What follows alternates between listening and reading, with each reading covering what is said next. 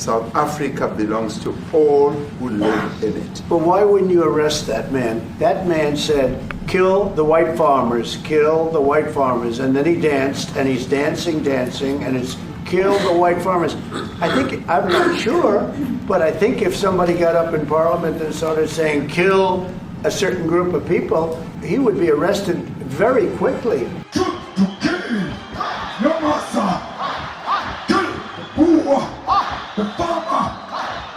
That man is going all over South Africa, and that's not a small party. That was a stadium that holds 100,000 people, and I hardly saw an empty seat.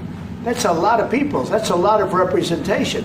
And those crosses, we have dead white people. Guys, this man is cooking with Crisco. The South African president visited the Oval Office today, and it did not go very well. Certainly not how he expected, because Teflon Don, President Trump, made a fool out of him. He tried to say that, well, there's no genocide going on. You need to talk to more people and get to know South Africans more. That's all it is. This is just fabricated, basically. And no. President Trump was not having it. He pulled out the receipts. Okay, he got the video of their people jumping up and down, talking about killing the whites and killing the farmers. It was very damning and honestly pretty embarrassing. The guy looked uncomfortable the entire time. From the second the video came on to the second it ended, he looked very uncomfortable, as though he thought he didn't know that this was going to happen. I don't think anybody knew it was going to happen, but I didn't even know that you could dim the lights in the Oval Office, which is decades old. Seems like a place that would just have an on or off switch, but President Trump called for the lights to be dimmed so that he could show this multimedia presentation to basically call the visiting South African president's bluff. The South African president came here to say there is no genocide happening in South Africa. President Trump basically said, okay, well, then what's all of this? Yet again, President Trump shows why he's always miles ahead, leagues ahead, always playing 4D chess, not checkers, compared to all these other propagandists, as well as this fake news reporter from NBC Fake News. Man, when I tell you he freaking smoked this loser and called him an idiot and all kinds of stuff, this was freaking brutal today. Let's go ahead and react to this. There's no white genocide in South Africa. Well, the question was, how do you respond? It's kind of cut off at the beginning, but it says, how do you respond to people who say that there's no white genocide in South Africa? Do I think that there's an actual white genocide, fully South genocide? Well, I'll put it this way. Are white people being targeted in South Africa for their race specifically and discriminated against, including legal discrimination? Abso-freaking-lutely. That, you know, it's the equivalent of saying, well, was there a black genocide? Well, it just depends. There's genocidal events. Okay, we're going to go and kill a bunch of people. That doesn't mean you kill every single person, but are they killing a lot of people? Abso-freaking-lutely. I can answer that for President. It's for him. No, seriously. I'd rather have him answer. Yeah, I'd rather answer that. It will be. Our president will respond to you. Yeah, Thank you, Mr. President. It will take President Trump listening to the voices of South Africans, some of whom are his good friends, like those who are here. When we have talks between us on the quiet table, it will take President Trump to listen to them. I'm not going to be repeating what I've been saying. I would say if there was Afrikaner farmer genocide, I can bet you these three gentlemen would not be here, including my Minister of Agriculture. He would not be with me. So it'll take him, President Trump, listening to their stories, to their perspective. That is the answer to your question. But Mr. President, this guy basically didn't say anything. Just listen to more people. I brought these people with me. Dude, what did you even say? None of that literally means anything to anybody in regard to any facts about anything. we have wait. We have thousands of stories talking about it, sure. And we have documentaries, we have news stories, and is Natalie here? Somebody here to turn that? I could show you a couple of things, and I it has to be responded to. Yeah, sure. Let me see the articles, please, if you would. And turn the lights down. Turn the lights down and just put this on. It's right behind you. There's nothing you can do. There's nothing this parliament can do. With or without you, people are going to occupy land. We require no permission from you, from the president, from no one. We don't care. We can do whatever you want to do. Who are you to tell us whether we can occupy land or not? We are going to occupy land. Yes. South Africa, occupy land. That's who we are. Honorable members, can withdraw my membership from this useless parliament? Honorable, yes, honorable member. Must never be scared to kill. A revolution demands that at some point there must be killing, because the killing is part of a revolutionary act. Shoot to kill, Namaza. Kill the poor, the farmer. Kill the poor, the farmer. This don't look good. It don't look good.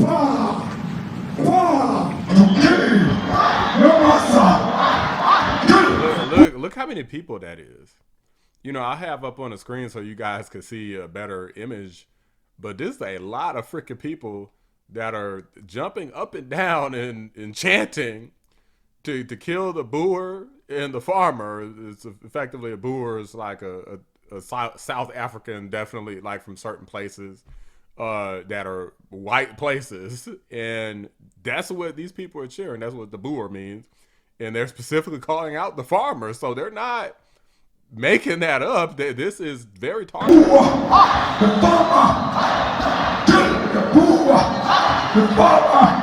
The mayor of DA in PE is a white man. So these people, when you want to hit them hard, go after a white man. They feel a terrible pain because you have touched a white man. Not because Mashaba and Sodi will not be touched. They will be touched, don't worry. But we are starting with this whiteness. We are cutting the throat of whiteness. Shoot to kill, Yamaza. Kill the Boer, the farmer. Kill the Boer, the farmer. So this wasn't just a one-time thing. This looks like a different event where he's chanting the same thing.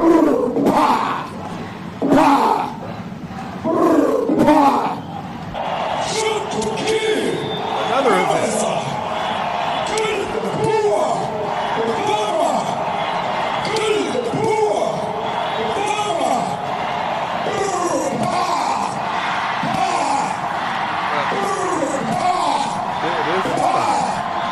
This is a packed. Look at this packed stadium. A packed stadium full of people chanting the same thing. I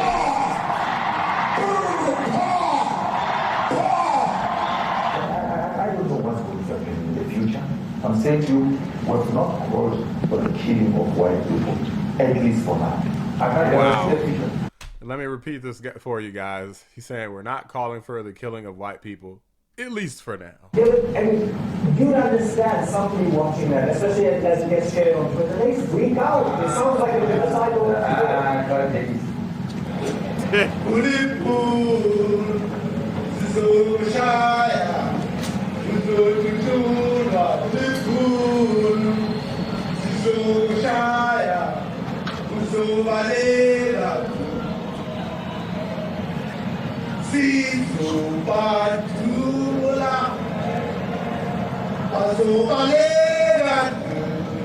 Imagine this is your government.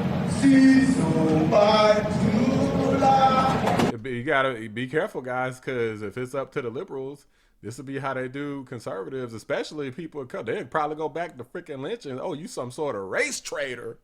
So lynchings are okay because you're like a Nazi, right? They're like, I'm telling you, these people are crazy and they will bring this to America. What do you think happens when illegal migrants come into your country and there's so many of them and they adopt this type of culture?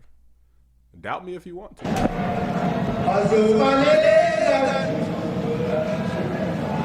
who will expropriate land without compensation, whether they like it or not. If they object, they can seek refugee in America. Now this is very bad. These are burial sites right here. Burial sites. Over 1,000 of white farmers, and those cars are lined up to pay love on a Sunday morning. Each one of those white things you see is a cross, and there's approximately 1,000 of them. They're all white farmers, the family of white farmers.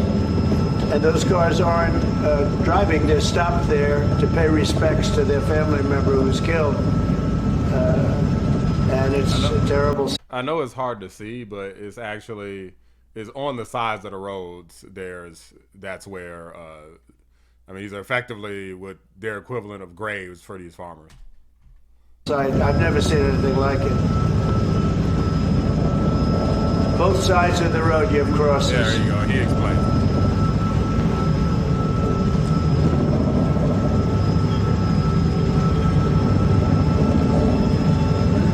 Those people were all killed. Have they told you where that is, Mr. President? No, I'd like to know where that is, because this I've never seen. Okay. I mean, it's in South Africa. We need to find out.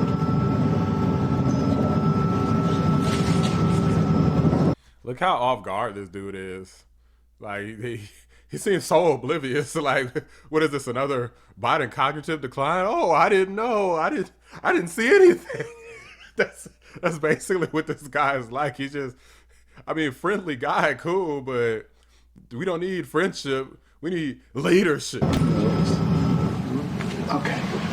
Mr. President, the Pentagon announced it would be accepting a Qatari jet to be used as Air Force One. What are you talking about? What are you talking about? You know, you got to get out of here. What does this have to do with the Qatari jet? They're giving the United States Air Force a jet, okay? And it's a great thing. We're talking about a lot of other things. It's NBC trying to get off the subject of what you just saw. You are a real, you're a terrible reporter. Number one, you don't have what it takes to be a reporter. You're not smart enough. But for you to go into a subject about a jet that was given to the United States Air Force, which is a very nice thing. They also gave $5.1 trillion worth of investment in addition to the jet. Go back, you ought to go back to your studio at NBC, because Brian Roberts and the people that run that place, they ought to be investigated. They are so terrible the way you run that network, and you're a disgrace. No more questions from you. Go ahead. Go ahead, talk about that. His name is Peter something. He's a terrible reporter. Quiet. Let's go. Thank you so much, President Trump. That man said quiet. In South Africa. Thank you very much. Thank you. That man said, stop talking. Quiet. Thank you very much, dude. What would you like President Ramaphosa to do about the situation that we've just seen on the screen? I don't know. Look, these are articles over the last few days. Death of people. Death. Horrible death. Death. I don't know. To pick anyone, white South Africans are fleeing because of the violence and racist laws. And this is all, I mean, I'll give these to you. So when you say, what would I like to do? I don't know what to do. Look at this. White South African couples say that they were attacked violently. And, President Trump, when will you go and see for yourself if it is? well, I could do that. Look, here's burial sites all over the place. These are all white farmers that are being buried. And he asks about a jet that was given. You ought to be ashamed of yourself. You are so bad. You're such a bad reporter.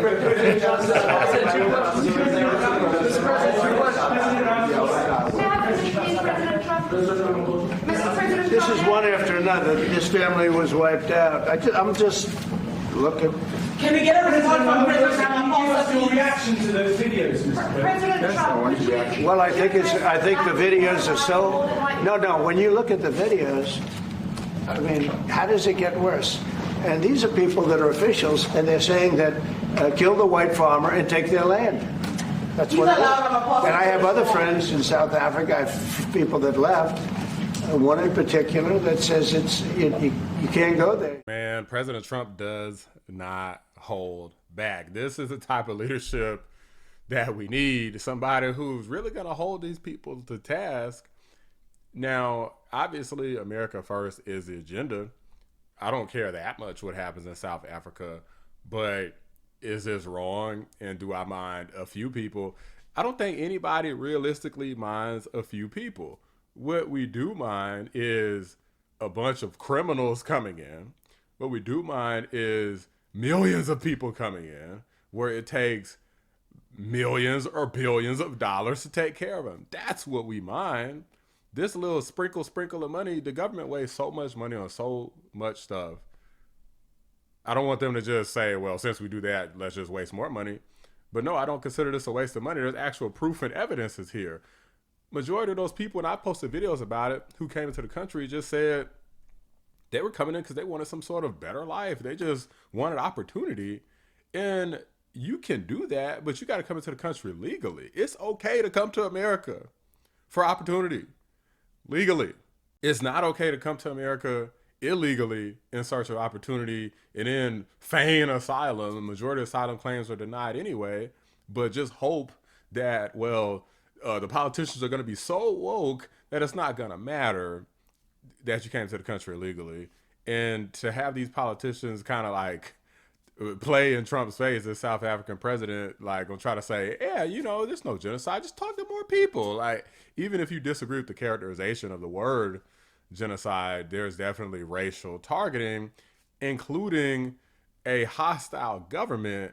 Even if this is a political party, this is just a very big group of people. It seems like probably a fairly powerful enough group of people to wreak havoc and cause harm and convince people that, hey, these crimes against these white farmers are a good thing. They're not wrong. They're a good thing. Absolutely do it. I mean, they're chanting it, and it's not like some small group of people. Like, this is a lot of freaking people. Who knows how many supporters that they have that we can't see up on the screen here. So guys, this doesn't look good for them.